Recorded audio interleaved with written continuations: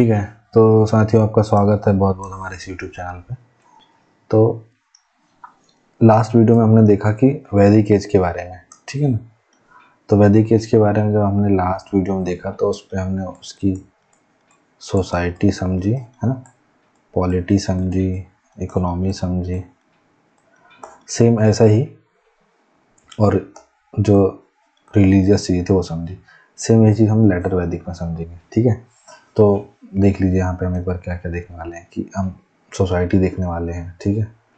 उसके बाद हम यहाँ पे पॉलिटी देखने वाले हैं, इसके बाद हम यहाँ पे इकोनॉमी देखने वाले हैं, फिर यहाँ का रिलीजियस सिस्टम देखने वाले हैं, फिर एक अंतर देखेंगे दोनों में क्या था, ये ज़्यादा ज़रूरी है, ठीक है ना।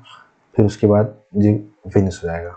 तो ज़्यादा कुछ हमें पढ़ना नहीं इसमें, बस आप कंपैरेटिवली मोड में रहिएगा कि लेटर वैदिक को ऋग्वैदिक एज से कंपेयर करना है तो सब इजी हो जाएगा, ठीक है। सबसे पहले जैसे हमने वहाँ पे उसकी पॉलिटी देखी थी, ठीक है, तो यहाँ पे भी हमें समझना है। अब देखिए डेमोक्रेसी तो आई नहीं है, सेम वही सिस्टम चल रहा है। मतलब राजा कैसा था वैदिक एज में, राजा जो आपका है वह निरंकुश नहीं था, ठीक है। दूसरा, ये अभी हम वैदिक एज वाला देख रहे हैं, ठीक है। दूसरा, राजा जो था वो वंशानुगत था, ठीक है। तीसरा हमने देखा था कि सभा समिति ये सब होती थी। चौथा हमने देखा था कि प्रशासन वर्ग था, एक छोटा सा ही था लेकिन था, है ना। पांचवा हमने देखा था कि जो सैन्य थी वो व्यवस्था कैसी थी, तो स्थायी नहीं था, ठीक है ना। तो इसमें हम देखेंगे कि आखिर इसमें ऐसे क्या परिवर्तन छोटे मोटे हुए। तो हमने एक यूनिट में देखा होगा वैदिक एज में कि जन्म, वेश, है ना, फिर उसके बाद आपका ग्राम, फिर आपका कुल, ये चार चीज़ें आ गई थी। तो इसमें क्या हुआ लेटर वैदिक एज में, ये जन से ये जनपद में कन्वर्ट हो गया, ठीक है। फिर इसके बाद यही महाजनपद हो जाएगा, जिसमें हम 16 महाजनपदों के बारे में पढ़ते हैं, जिसमें से कि मगध,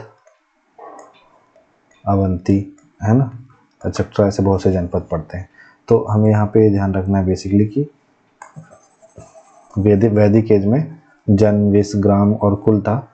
यहाँ पे वही जो जन है वो मिल करके जनपद हो गए, ठीक है। तो हमें बेसिक चीज़ क्या याद रखनी है, देखिए पहला हमें याद रखना है कि जनपद, ठीक है, ये याद रखिए कीवर्ड। दूसरा हमें क्या याद रखना है कि जो राजा था, है ना, उसका पद तो वंशानुगत अभी भी बना रहा, ठीक है। लेकिन जो राजा की जो पावर है ना, राजा नाम सुनते ही आपको कुछ याद आ जाता होगा, ठीक है। तो राजा की जो पावर है वो बढ़ गई यहाँ पे, है ना, ठीक है। चुनाव भी हार गए हैं राजा जी, ठीक है। तो राजा जो है उसकी यहाँ पे पावर बढ़ गई कंपैरेटिवली जो वैदिक एज में था, ठीक है। उसके बाद आप देखेंगे कि जो राजा था ना वो अपने आप को मतलब दैवी पावर से युक्त करने के लिए बड़े बड़े यज्ञों का सहारा लेने लग गया, ठीक है ना। तो जिसमें हमारे कई यज्ञ शामिल हैं, जैसे कि अश्वमेध यज्ञ, राजसू यज्ञ, है ना, और वाजपेयी यज्ञ, ठीक है। तो ये तीन क्या हो गए हमारे, वो शामिल हो गए। जैसे हम दिखाएंगे, आगे देख लेते हैं कि पहला राजसू यज्ञ होने लग गया, है ना। राजसू यज्ञ में क्या होता था कि राजा को दिव्य शक्ति प्राप्त होती थी, है ना, यज्ञ के द्वारा से, ठीक है ना। दूसरा जो हमारा अश्वमेध होता था उसके बारे में आपको पता ही है कि जो घोड़ा है वो छोड़ दिया जाता था, और जो राजा उसको कैप्चर कर, जितने एरिया से गुजर गया उतना एरिया उस राजे का जिसका वो घोड़ा है, और जिसने फिर उसको पकड़ लिया उसको उसके साथ युद्ध करना पड़ेगा। फिर हम इसमें देखेंगे कि वाजपेयी यज्ञ होता था, इसमें रथ दौड़ होती थी, ठीक है। तो ऐसे मतलब चालू हो गए फोकट की चीज़ें होना, ठीक है। ये सब जो वैदिक एज में नहीं था वो यहाँ होने लग गया, ठीक है। हम यहाँ पे जनपदों का उदय लिखें, महाजनपदों नहीं, ठीक है। मजबूत राजतंत्र हो गया, जनपदों का उदय हो गया, ठीक है। राजा की स्थिति वंशानुगत ही रही, है ना, ये सम्राट, महाराजा, चक्रवर्ती, ये सब उपाधियाँ रखने लगा। इसके पहले आपको ये सब नहीं देखने को मिला हुआ। यज्ञ समारोह में राजसु यज्ञ, अश्वमेध, वाजपेयी है ना, जैसे बलिदान अनुष्ठानों ने राजा की स्थिति को बढ़ाया, क्योंकि शो ऑफ जितना ज़्यादा होगा ना, उतना ज़्यादा जितना महिमा मंडन होगा, ठीक है, उतना ही ज़्यादा फिर उसका इम्पैक्ट लगेगा लोगों पे। फिर यज्ञ समारोह भी बहुत बढ़ गए, है ना, सभाओं का पतन दिखा। जैसे आप देखिए कि कोई भी राजा मजबूत हो जाता है या कोई भी पीएम मजबूत हो जाता है, तो उसके बाद आपकी लोकसभा, राज्यसभा, ठीक है ना, कैग की रिपोर्ट, इन सब की कुछ खास वैल्यू नहीं रह जाती है, ठीक है। फिर यही मेरा वचन ही है शासन वाला सिस्टम हो जाता है, जैसे कि यहाँ हो गया, ठीक है। तो सभा और जो समिति हैं, उनका प्रभाव कमज़ोर हो गया। फिर अधिकारी और प्रशासन जो था, वही पुरोहित, सेनानी और ग्रामीणी, यही सब अधिकारी नियुक्त थे। तो आई होप सो कि आप क्लियर होंगे यहाँ पे राजनीतिक व्यवस्था पे, ठीक है। उसके बाद अगर हम आगे देखें कि अच्छा, सेना जो थी ना, वो अभी भी अस्थायी थी, ठीक है ना, क्योंकि इतना बड़ा इनके पास जोर नहीं है ना कि मतलब हम ये फलाना काम करना है, ढिकाना काम करना, उसके लिए थोड़ी सेना चाहिए। नॉर्मल सही इनके पास अभी काम था, ठीक है।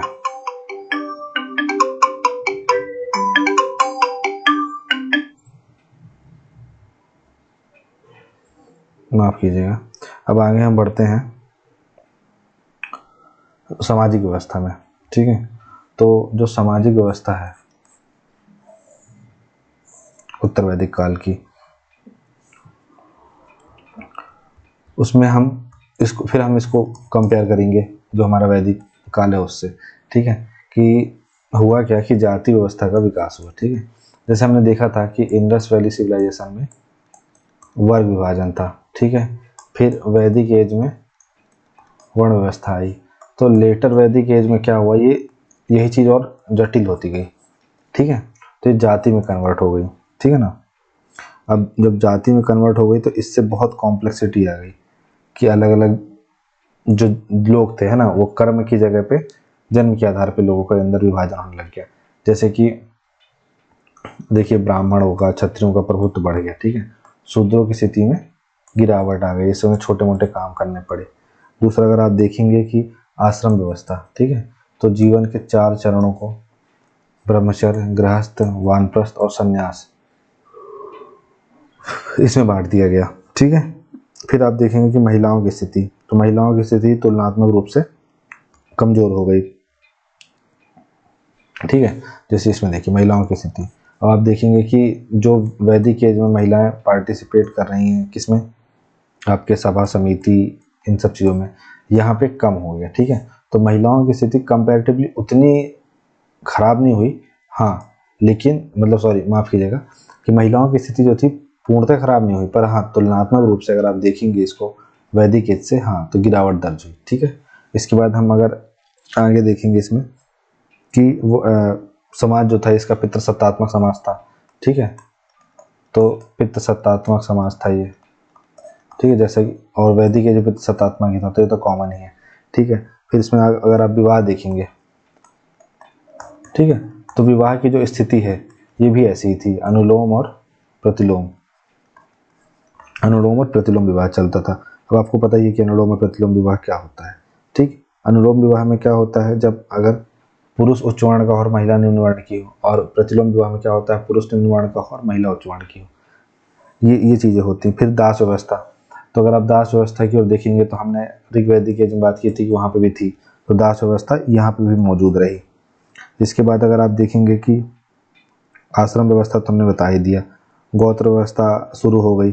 तो पहली बार समाज में गायों के आधार पर गोत्र की स्थापना की चर्चा मिलती है, जिसमें एक ही मूल पुरुष से उत्पन्न समस्त संतानों के लिए गोत्र शब्द का प्रयोग किया गया, ठीक है। तो अगर मैं एक बार इसको पूरा मिटा करके आपको अच्छे से समझा दूँ कि सामाजिक व्यवस्था को क्या क्या लिखना है, तो यहाँ तो पहला आपको लिखना है पितृसत्तात्मक समाज, ठीक है। दूसरा आपको लिखना है कि जातियों का उदय, ठीक है। ये ऐसा इसलिए हुआ क्योंकि व्यक्ति के कार्यों का विभाजन उसके जन्म के आधार पर जाति के हिसाब से होने लगा। पहले कर्म के हिसाब से होता था, ठीक है, कि वो कर्म क्या कर रहा है, उसका परिवार क्या काम कर रहा है, वो बंदा क्या करना चाहता है, उसके हिसाब से विभाजन होता था। लेकिन अब अगर कोई किसी यादव घर में पैदा हुआ है तो वही काम करेगा जो उसके परिवार से शुरू हुआ, ठीक है। वही फिर कोई अगर नाई के यहाँ पैदा हुआ तो यही काम करेगा, कोई धोबी के यहाँ पैदा हुआ तो यही काम करेगा। इस तरीके से बन गया कि वो बाई बर्थ ही बन गया। भले हो सकता है नाई का बेटा बहुत अच्छा विद्वान हो तो वो आगे चल करके उच्च वर्ण में चला जाए, लेकिन ऐसा नहीं हुआ, ठीक। इसके बाद अगर आप देखेंगे कि आश्रम व्यवस्था है ना, आश्रम व्यवस्था आ गई, ठीक है। चार पार्ट में जीवन को बांट दिया इसने। फिर महिलाओं की स्थिति, तो आपको लिखना है कि महिलाओं की स्थिति बेहतर थी, बट कंपैरेटिवली जो है लो रही। किसकी कंपैरेटिवली में? वैदिक के कंपैरिजन में, ठीक है। फिर अगर आप देखेंगे कि दास व्यवस्था थी, है ना, ठीक है। इसके बाद आप देखेंगे गोत्र व्यवस्था, ठीक है ना, तो गोत्र व्यवस्था भी थी। फिर इसके बाद अगर आप देखेंगे कि विवाह, तो जो विवाह होता था वो भी अनुलोम और प्रतिलोम विवाह में बटा हुआ था। प्रतिलोम और अनुलोम। तो ये तमाम चीज़ें आपको ध्यान रखनी होगी कि कैसा सिस्टम चलता था ऋग वैदिक एज, लेटर वैदिक एज में समाज में। फिर हम एक लास्ट में अंतर पढ़ लेंगे तो उससे आपको सब क्लियर हो जाएगा, ठीक है। फिर हम इसका अगला देखते हैं धार्मिक व्यवस्था कैसी थी यहाँ की। राजनीतिक देख लिया, सामाजिक देख लिया, आर्थिक देखना है भी, अब एक बार धार्मिक देख लेते हैं, ठीक है। तो एक अब आप भी जानते हैं कि धर्म के बारे में आप पढ़ेंगे तो क्या क्या चीज़ें आएंगी, ठीक है। ये आपको दिमाग में रखना है। तो यहाँ पे क्या हुआ, जैसे हमने वैदिक में देखा था कि इंद्र, वरुण, अश्विन, इस टाइप के देवता प्रमुख थे। तो यहाँ पे क्या हुआ कि यहाँ पे नवीन देवताओं का उदय हुआ, ठीक है। ये हमें ध्यान रखना है, नवीन देवताओं का उदय। इसमें कौन कौन से देवता शामिल हैं? इसमें देवता शामिल हैं प्रजापति, है ना, विष्णु, ये जो है इस समय के नवीन देवता हो गए, है ना, प्रजापति और विष्णु, ठीक। इसके बाद अगर आप देखेंगे यज्ञ और कर्मकांड, है ना, यहाँ आप देखिए पुरोहितों का प्रभुत्व दिखा रहा हूँ मैं। ये अनुष्ठानों और बलिदानों का उदय हो गया, ठीक है। अश्वमेध, राजसु, वाजपेयी जैसे विस्तृत यज्ञ, बलिदान, अनुष्ठान धार्मिक प्रथाओं का केंद्र बन गया, जिससे ब्राह्मण वर्चस्व मजबूत हुआ। तो ये दूसरी चीज याद रखनी है। तीसरी चीज प्रकृति पूजा से बदलाव। इंद्र, अग्नि, वरुण जैसे प्रारंभिक वैदिक देवता प्रमुख रहे, उनका प्रभाव कम हो गया। इस वजह प्रजापति, रुद्र जैसे देवताओं का महत्व बढ़ गया। तो नवीन देवताओं का उदय लिखना है, फिर आपको अनुष्ठान और बलिदानों का उदय लिखना है, फिर आपको तीसरा में प्रकृति पूजा से बदलाव की ओर रुख करना है। उसके बाद आपको चौथा लिखना है पुरोहितों का प्रभुत्व, ठीक है, क्योंकि जटिल अनुष्ठानों के लिए बिल्कुल उनकी विशेषज्ञता चाहिए, तो इसलिए उनकी डिमांड बढ़ गई, ठीक। फिर अगर आप देखेंगे कि पंच महायज्ञ का कॉन्सेप्ट आया, ठीक है। पंच महायज्ञ में आपके क्या क्या शामिल है? ब्रह्म यज्ञ, देव यज्ञ, पितृ यज्ञ, अतिथि यज्ञ और भूत यज्ञ। कौन कौन से? ये आपने प्रीलिम्स से पढ़ा होगा, ब्रह्म, अतिथि, देव, पितृ और उसका आपका भूत यज्ञ, ठीक है। तो भूत यज्ञ में जो हम घर, जो जानवरों के लिए, पशुओं के लिए, इनके लिए जो हम खाना निकालते हैं वो इसमें शामिल होता है। अतिथि यज्ञ में जो अतिथि होता है उसका सेवा सत्कार शामिल होता है। पितृ यज्ञ में संतान उत्पत्ति करके पितृण से मुक्ति मिलती है। देव यज्ञ में अपने देवताओं के प्रति स्तुति करने के बारे में जो दिया गया है। और ब्रह्म यज्ञ में जो प्राचीन ऋषियों के प्रति हम अपनी कृतज्ञता, ग्रेटिट्यूड व्यक्त करते हैं कि जिनके ज्ञान से हम आगे बढ़ पाए, उसके बारे में वर्णन किया गया है। फिर इसमें 3 ऋण के बारे में बताया गया है, ठीक है। तो 3 ऋण में आपका आ जाता है ऋषि ऋण, पितृण और देव ऋण, ठीक है। तो हम पहले लिख लेते हैं ऋषि, माफ कीजिएगा,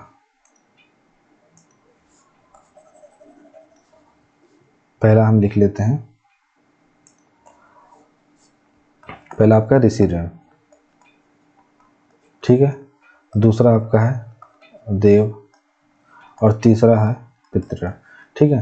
तो देव ऋण और पितृ ऋण ये तो हमने जो यहाँ पढ़ लिया यही है।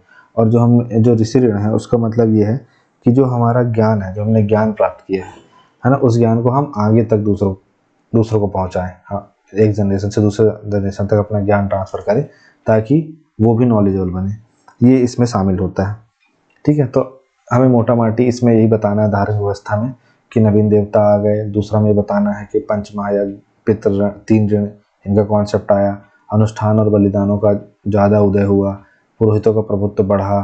ठीक है, इस तरीके से हमें इसमें धार्मिक व्यवस्था वाले कॉन्सेप्ट में काम करना है। इसके बाद अगर हम अर्थव्यवस्था की ओर रुख करें तो हमें अर्थव्यवस्था में अभी यहाँ कोई इंडस्ट्री तो लग नहीं गई है ना, कोई IT सेक्टर नहीं आ गया, तो नॉर्मल ही बदलाव हुआ। ठीक है, कृषि का विस्तार हुआ, है ना। लोहे के औजारों के इस्तेमाल से उत्पादकता में सुधार हो गया। माना जाता है कि 1000 BC के आसपास जो तरंजी खेड़ा था यूपी का, ठीक है, वहाँ पे क्या हुआ कि आयरन ओर की खोज हुई। ठीक, अब इसकी वजह से क्या हुआ कि आयरन का यूज करके जो हल है ना, वो बनाया गया। ठीक है, जो हल है वो बनाया गया। तो इससे क्या हो रहा है कि जो गहरी जुताई होने लगी। ठीक है, गहरी जुताई होने से क्या हुआ कि जो बीज है वो नीचे तक बोया जाने लगा और फसल की पैदावार जो है वो बढ़ने लगी। तो ऐसा बोला गया कि लोहे के औजार की खोज की वजह से कृषि में विस्तार हुआ। ठीक है, फिर उसके बाद शिल्प और व्यापार का ही विकास हुआ। फिर जो पशुपालन की ओर इकोनॉमी शिफ्ट थी वो शिफ्ट हो गई अब किस ओर, कृषि की ओर। ठीक है, तो जो कृषि भूमि है वो अब डोमिनेट करने लगी, जिसके पास कृषि भूमि ज़्यादा है वो डोमिनेट करने लग गया।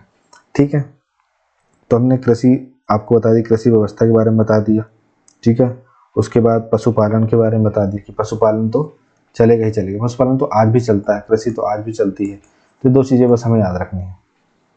ठीक है, फिर उद्योग धंधे में क्या हुआ कि रथकार, स्वर्णकार, रथकार, चर्मकार, कुम्हार, ये सब जो है धातु व्यवसाय जो है ये सब बड़े पैमाने में देखने को मिले। ठीक, तो ये एक इसका विस्तार है कि हम धार्मिक, आर्थिक, राजनीतिक और सामाजिक इन चारों को हमने पढ़ा। अब एक बार हम एक अंतर देख लेते हैं जो हमारे लिए बहुत काम का होगा। ठीक है, तो प्रारंभिक वैदिक काल, ठीक है, और उत्तर वैदिक काल। यहाँ पे कॉल लिख देते हैं 1500 से आपका 600 BC।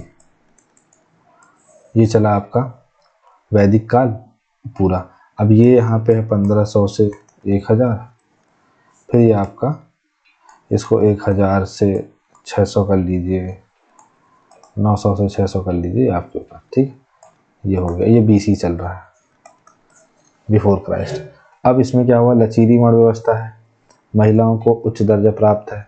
यहाँ पे कठोर जाति पदानुक्रम हो गया है, यहाँ महिलाओं की स्थिति में गिरावट आ गई है। ठीक है, फिर जनजाति आधारित सभा समिति, माफ कीजिएगा ये कबीलाई है।